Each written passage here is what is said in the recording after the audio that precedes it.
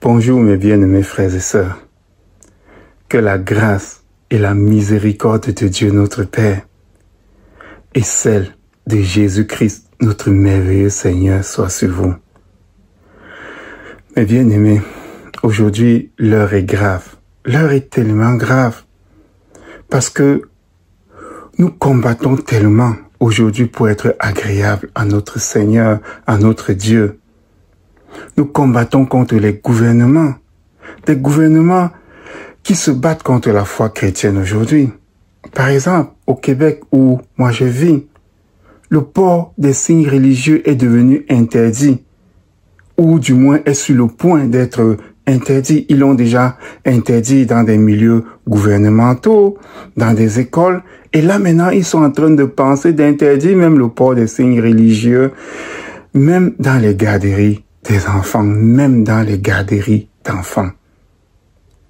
Et ils interdisent ces signes religieux ainsi, tandis que moi, tous les jours, je marche sur les routes qui sont peintes aux couleurs arc-en-ciel, symbole des mouvements LGBTQIA+++++.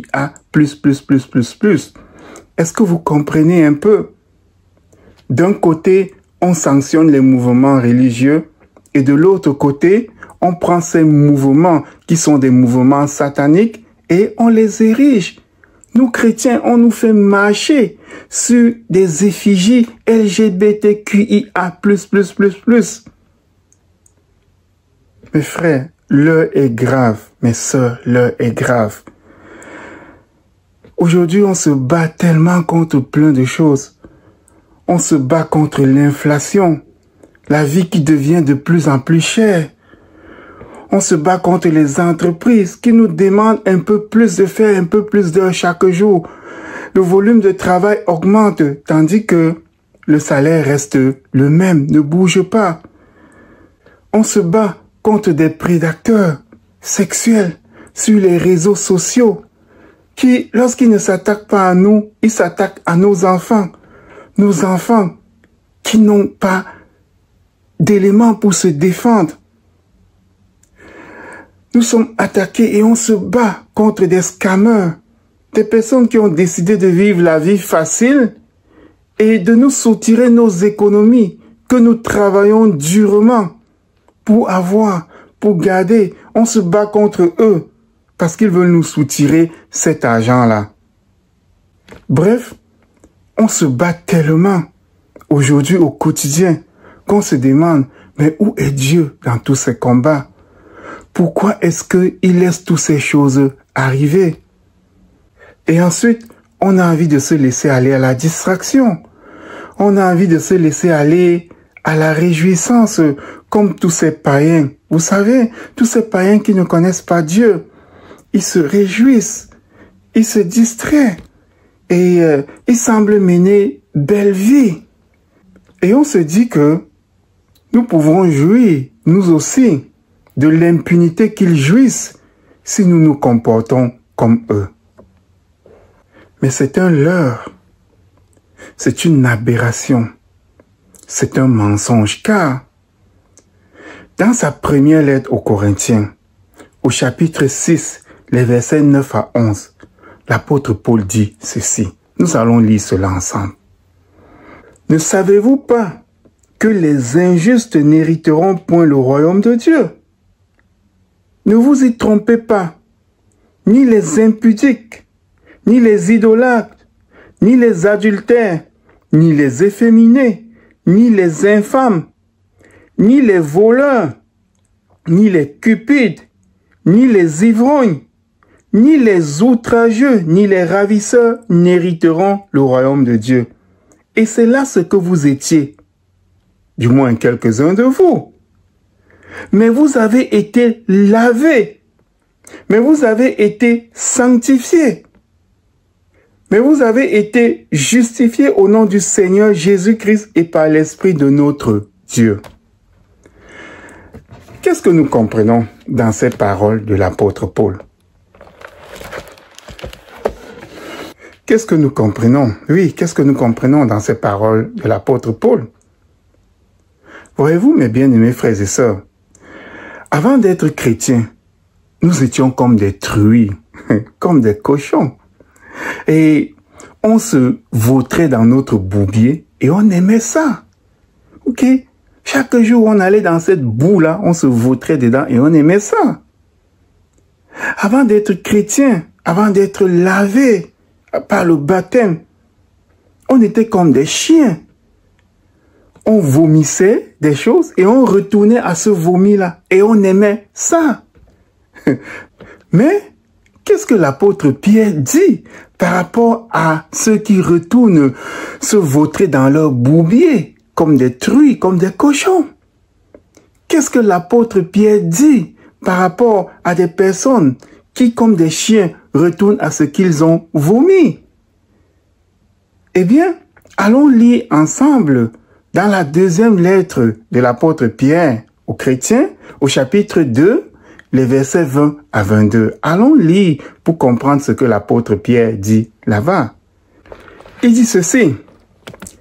En effet, si après s'être retiré des souillures du monde, par la connaissance du Seigneur et Sauveur Jésus-Christ, ils s'y engagent de nouveau et sont vaincus, leur dernière condition est pire que la première.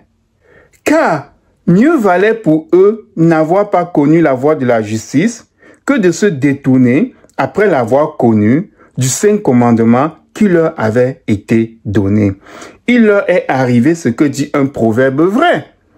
Le chien est retourné à ce qu'il avait vomi et la truie lavée s'est vautrée dans le bourbier. Donc vous comprenez que si on se retire des souillures du monde par la connaissance de notre Seigneur et Sauveur Jésus-Christ, comme aujourd'hui nous avons cette connaissance, il dit que si on s'engage à nouveau dans cette voie et qu'on est vaincu, alors notre nouvelle condition est pire que celle d'avant. Donc vous comprenez donc que il faut persévérer, mes frères. Oui, il faut persévérer, mes frères. Je sais qu'on vous enseigne que l'acceptation de Christ et ce qu'il a fait pour nous est suffisant pour être sauvé. Mais de la propre bouche de Christ, nous savons que ce n'est pas suffisant. Et comment le savons-nous? Allons un peu dans l'évangile de Matthieu au chapitre 24. Là-bas, le Seigneur Jésus-Christ est en train de parler de la période de la fin des temps. Qu'est-ce qui est dit dans l'évangile de Matthieu au chapitre 24? Allons lire ensemble.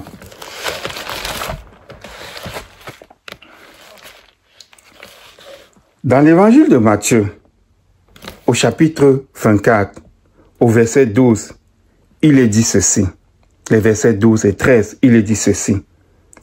Et parce que l'iniquité se sera accrue, la charité du plus grand nombre se refroidira. On parle des temps que nous sommes en train de vivre aujourd'hui. C'est temps difficile. Mais qu'est-ce que Jésus-Christ dit pour continuer? Au verset 13, il dit, mais celui qui persévérera jusqu'à la fin sera sauvé. Est-ce que vous comprenez bien? Mais celui qui persévérera jusqu'à la fin sera sauvé. Persévérer de ce que nous sommes en train de vivre actuellement.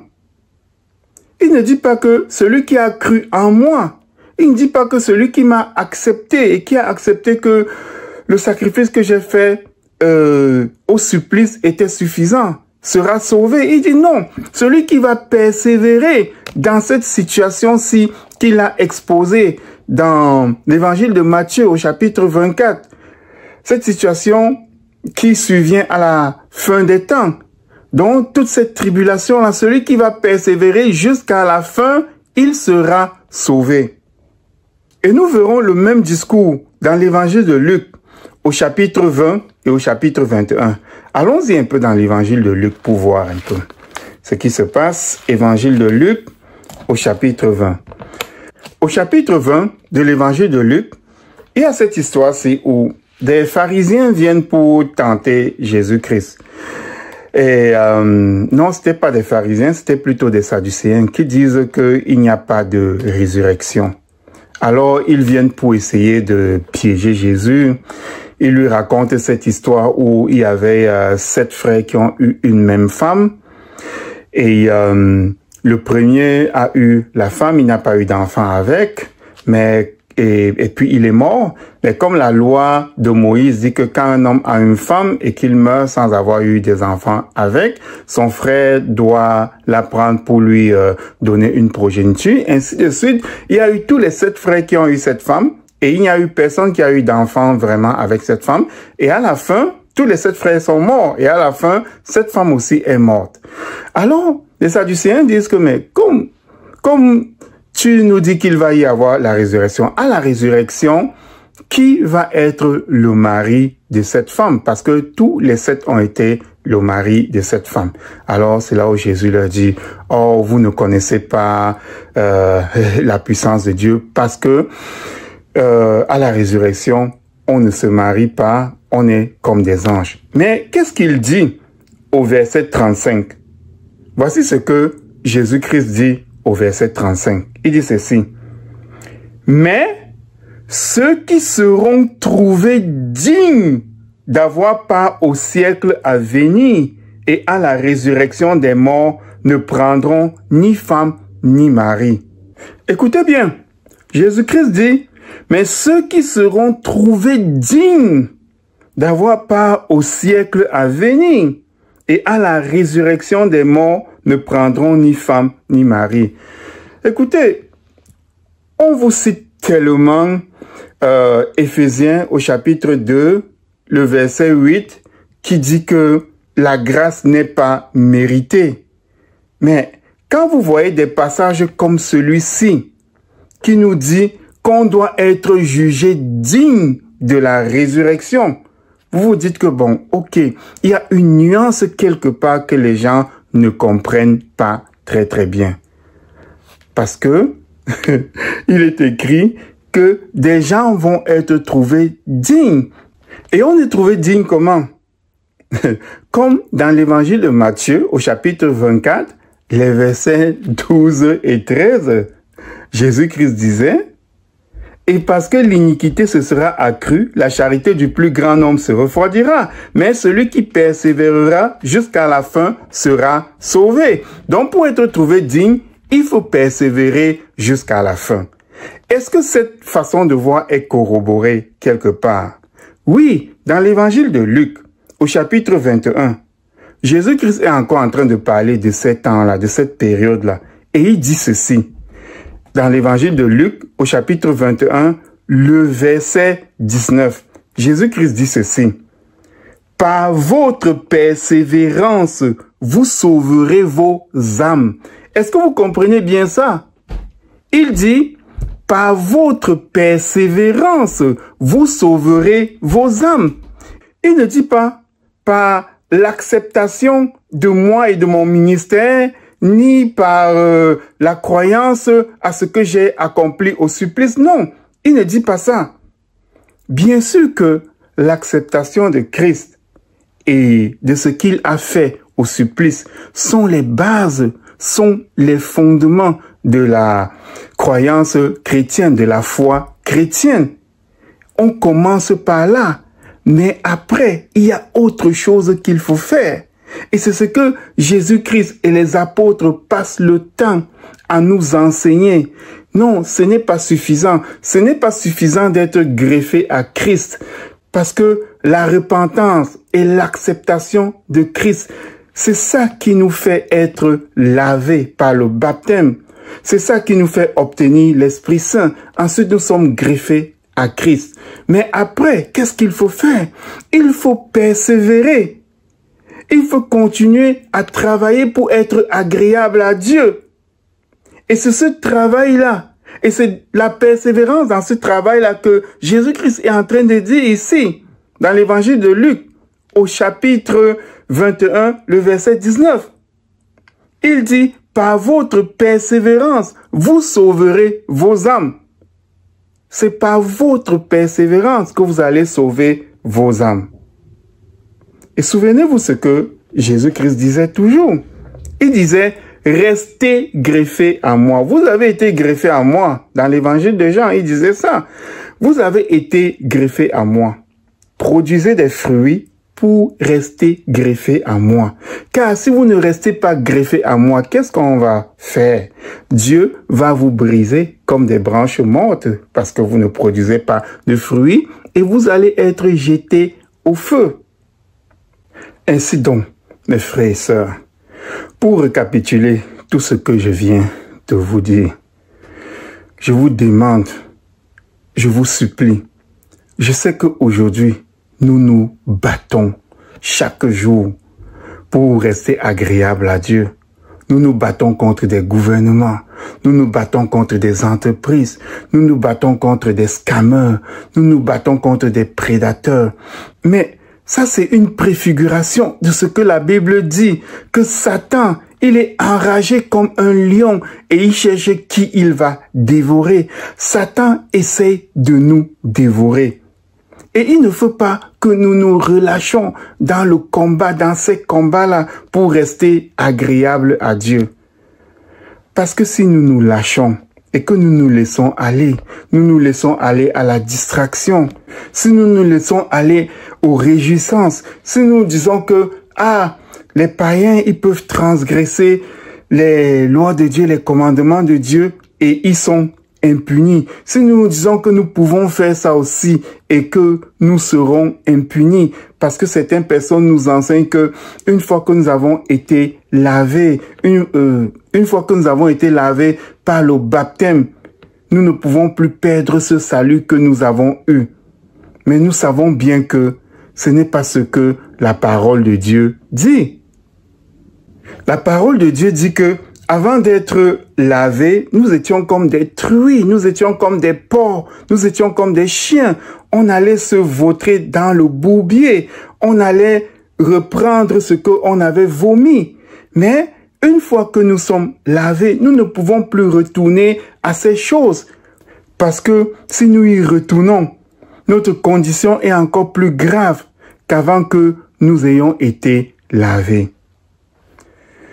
Mes bien-aimés, je vous supplie, ne vous relâchez pas. Continuez à lutter. Continuez à lutter en vous disant que c'est en persévérant, comme notre Seigneur Jésus-Christ dit. C'est en persévérant que nous sauvons nos âmes. Oui, il y a une partie qui est faite par Jésus-Christ, qui nous fait entrer dans le royaume de Dieu. Mais il y a une autre partie qui nous revient, c'est de persévérer pendant ces moments difficiles-ci.